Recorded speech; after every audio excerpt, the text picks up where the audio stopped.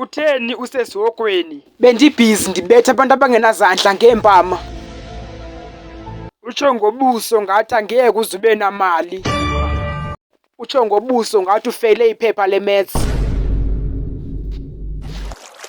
Umamakho mbi kakhulu. Xa isiya ezoo iimfene zonke ziyamhaga.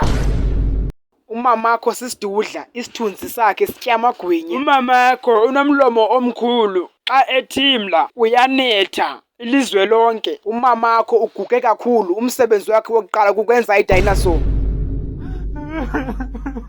Ucinga uba ungubani wena? Akho semhlabeni apha sagwerunye thina. Kokwenu nifundile, noba senisiya ethoyilethi nibhatala i-school fees. Umamakho litshayina, uthi inja sisishebo.